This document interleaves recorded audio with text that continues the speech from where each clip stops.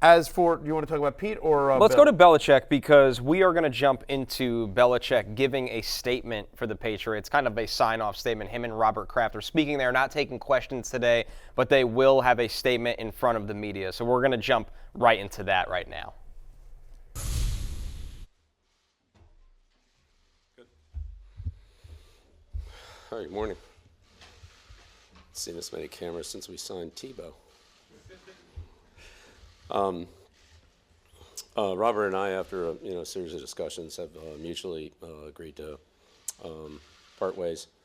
And for me, this is a day of gratitude and celebration. Start with Robert and his family. It's great. So much thanks for the opportunity to be the head coach here for 24 years. It's an amazing opportunity. Received tremendous support. We had a vision of building a winner, building a championship football team here, and that's exceeded my wildest dreams and expectations. The amount of success that we were able to achieve together, through a lot of hard work and contributions of so many people. So I'm very proud of that, and I always have those great memories. I'll carry with those with me the rest of my life. And of course, after Robert, thanks to assistant coaches. I've had so many great coaches here. They've made my job so much easier. It's a long list, but the amount of work, preparation, and diligence that they do, every one of them. And I say this about the players and the coaches, regardless of how long they were here, how many years they were here, how many years they coached, or what the position was. It was a great team effort, and everybody put everything they had into it. And that's why we were successful. So from the coaches, the support staff, it's an amazing staff here that supported me in every way. All the scouting and all the football support people, from equipment, training, security, video, operations, and so forth, right down the line, dining room. I mean, it's all first class. It's all extremely good, and special thanks to Bears and Nancy. They've been here since day one, and made my life a lot easier, or I've made theirs a lot harder, however you want to look at it. But that's a big shout out to them, and of course a great deal of thanks and appreciation to the players. Players win games in the NFL, and I've been very, very fortunate to coach some of the greatest players that have ever played. Some of the greatest players that have ever played for the Patriots. Some of them are already in the Hall of Fame. Many more are going. But again, regardless of how long any of the players were or weren't here, or what their role was, or how many games they played, or even if they didn't win championships, I respect the way the players come to work here on a daily basis. All of them, and I've coached well over 1,000. But their ability to work, prepare, train, in the weight room, train their bodies, meet, rehearse over and over again, what we need to do things right to be successful, to win. It's just, I have so much respect for all the players, and certainly we've had, many that have been here for a long time and, had great contributions, and too many to name at this time, but, great thanks to the players, and to the media, for you guys. I don't know that anybody's gotten more coverage than I have, or we have, in the past 24 years. Meet with you guys a lot, respect what you do. You're our voice to the fans, and even though we don't always see eye to eye all the time, most of the time, but not all the time, I do respect what you do. And finally, to the fans, the fans here are amazing. There's so many memories of the fans, the send-offs, the parades, the Sundays, whatever the situations are, the letters of support,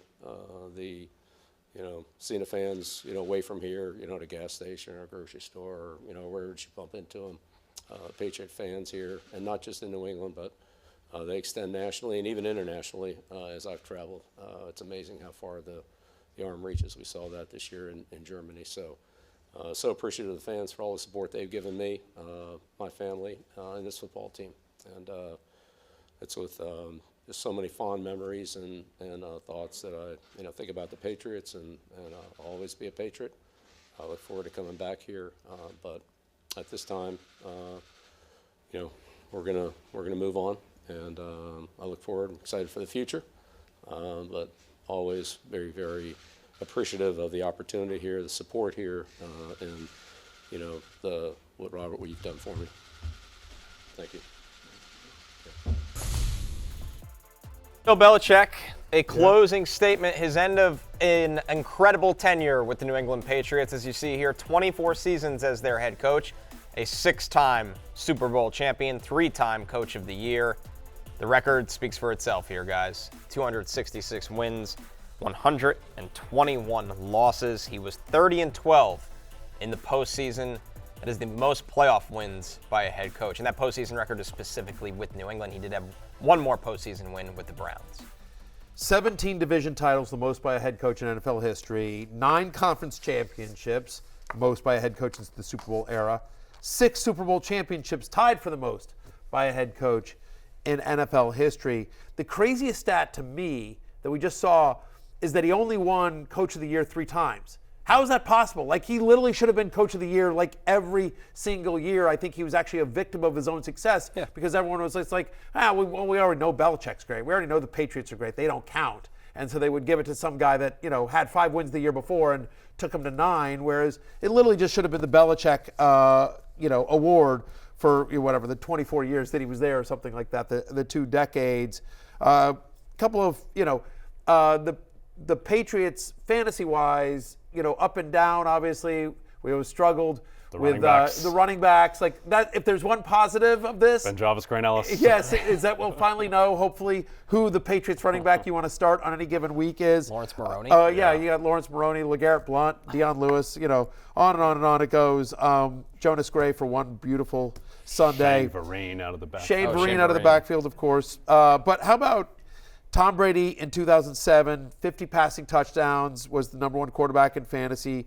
Gronk was a top 2 fantasy tight end 5 of the 9 years he played under Belichick in New England. Randy Moss, 23 touchdowns in regular season. Wide receiver 1, obviously, in 2007 as well. Wes Welker, 3 different times set the NFL, not the record, but he was the leader in receptions. Wes Welker was in 07, 09, and 2011. Yep. To me, what I'll remember most about Belichick, 2 things. One is just all the different iterations of that Patriots team, where you had the 07 team, which is the most explosive and, to my mind, the most dominant team of all time. And then the 2010 version was much more like dink and dunk with Brady when they lost the Randy Moss element. And then when they make it to the Super Bowl against the Eagles, they have the worst defense in the NFL. And then the first Patriots teams are these great defensive teams that have to grind out these wins. And also the other thing, too, is to me, the defining moment of Belichick's legacy was not calling timeout in that Seattle Super Bowl before they run the final play. And in the moment, I thought that was crazy. I thought that, he's just lost his mind here. He's just had a complete brain fade. But it seems like he saw something in that moment with what was happening on the Seattle sideline with how they were lined up, and they won the Super Bowl as a result. So they had practiced that play.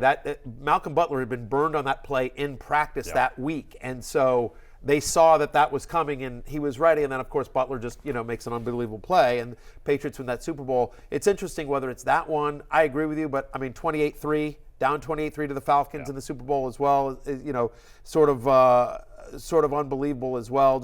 I'll give you a quick story. I'm going to give you a quick Belichick story, and it's not my story. But I remember talking to Teddy Bruschi, a great Patriot legend as well, and my friend and former colleague over at ESPN. And I remember asking Bruschi about Belichick. And this is the story Bruschi told me. So I'm stealing Teddy's story, but I never played for Coach Belichick. Not yet. But he told me his second week on the, he's a rookie. And it's like their second week, I think, or something like that. It's their first away game, whatever that was, his rookie year. And he comes out on the practice field and he's sort of looking around. He's like, where's the play clock? Where's the play clock? And his position coach says, it's up there in the corner. Because the stadium we're playing at, they have their play clock all the way up in the corner, not underneath the, not down below where we have it or where most teams do. He goes, and that was Belichick. He's like, that was Belichick's decision to practice the entire week, moving the play clock on their practice field so that they got practice just looking up in the corner. And that was Teddy's point to me he's like, listen, there were plays that I didn't make He goes, but there was never a time on the field where I wasn't prepared for what I saw. I was never surprised on the field. There's times where I didn't make the play, but I was never surprised. We were always so well prepared. And I just think that story, which is so small, but that's crazy. Like, who thinks of moving the play clock because of where you're going to play? No detail missed. Right. No detail. Every detail matters. And so, I mean, like, that's the brilliance of Belichick, is just, just the minutia, right? Every single thing. Yep. And as we project forward as to whether he remains in the league, which I suspect he probably will, I think there's this idea that Belichick has lost his fastball and he's not the same guy anymore without Brady. Like, I still think he's a fantastic defensive coach. Like, think about what he did towards the end of this season with that defense, where they were an elite defense to close the season, the best run defense in the league. They ended Russell Wilson's tenure for the Denver Broncos effectively. He put Josh Allen in the blender 2 weeks ago. Josh Allen could do nothing against that Patriots defense in Buffalo. So I hope that he ends up in a place where, he has Justin Herbert as his quarterback or something. He's not stuck in these Bailey Zappi, Mac Jones situations, and he's focused on building a great defense. That'll be the key, right? I mean, because it's been hit or miss with Belichick as a personnel guy. But I mean, no one can question the coaching acumen. He's hinted that in the right situation, he'd be willing to, relinquish some control over personnel and just focus on the coaching. But I agree with you. Like, I think that Patriots team with a competent quarterback is, right there in the mix. It's an 8 or 9 win team. It's like, it's not great, but like. And also, we view Mac Jones now as this kind of write-off and this disappointment. Belichick took him to the playoffs and was like in the box seat to win the division Mac Jones' rookie year. So he needs to, if we're going to punish his reputation now for what's happened with Mac Jones, we have to give him credit for what he did in that first year. It'll be fascinating to see kind of where he goes and what he does. He definitely wants to coach. The Commanders are one of the teams that have been rumored, although I just saw a report just literally before we came on air saying that they're not interested. Who knows? The Falcons, I was on a show the other day, guesting on a show, and they asked us to make predictions a year from now, kind of thing.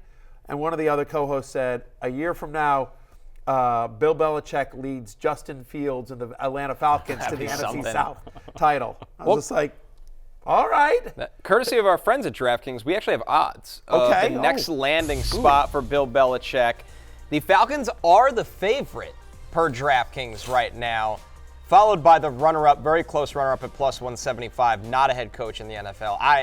I don't think he's going out like this, fellas. I would want nothing to do with that. Chargers, plus 400. Commanders, Matthew, plus 500 there. And then the field is at plus 800. The Titans sneak on there as well. They've been requesting interviews with everyone. If you are in... It seems weird that they would get rid of Vrabel to bring in Belichick. You know what I mean? That, like... I don't think it's the reason they're that but far the Chargers down are interesting, especially because the Chargers have been the team that's been most rumored to Harbaugh for Harbaugh to leave Michigan. Jim, of course, not John. And I think the Chargers might be the most attractive open job in the NFL right now because you've got Justin Herbert, right, and you've got Joey Bosa. Like, you've got some pieces there in LA. So I think. It depends on what the Spanos family wants to do there, whether they can get Harbaugh out of Michigan. If Michigan's going to throw the Brinks truck at, back up the Brinks truck, as it were, to keep Harbaugh. So we'll see. It'll be really interesting there. I will say this, and you guys might call me a homer. Like, I think Seattle's a good opportunity as well. Here we go. Oh yeah, Commanders. The Commanders have $80 million in cap space. Sure. The number 2 overall pick. They have 5 picks in the top 100, and they have legit pieces on even getting rid of Chase Young and Montez Sweat. But they have Daron Payne, they have Jonathan Allen, they have Terry McLaurin, they have Jahan. They have some pieces on that team. It is not like I don't think talent-wise it's the second worst team in the NFL, even though they're picking second. That would be my argument. I mean, what needs to dictate all of the attractiveness of a given coach opening? It has to be the quarterback situation. It has to be Justin Herbert has to be 1, surely, and then Caleb Williams, Drake Mays 2. Right. That's exactly what it comes down to, Jay, is that you have the opportunity to take a top quarterback in this draft. You can't say that about a lot of open jobs right now. I mean, Seattle right now is much as Geno's resurgence has been nice. Fine, but, but you kind of shrug at that. Hey, it's Matthew Berry from NBCSports.com and RotoWorld.com, and I want to thank you so much for watching whatever it is you just watched, or if nothing else, being too lazy to click out of the autoplay after this video started, after whatever it is you actually wanted to watch finished. But now that you're here, I'd like to take a moment here to ask you respectfully now, okay? I'm asking you respectfully to subscribe to the NFL on NBC YouTube channel. You'll get the latest Roto-World fantasy news headlines, all sorts of great shows, including my own Fantasy Football Happy Hour. So go subscribe now. Again, I'm asking respectfully.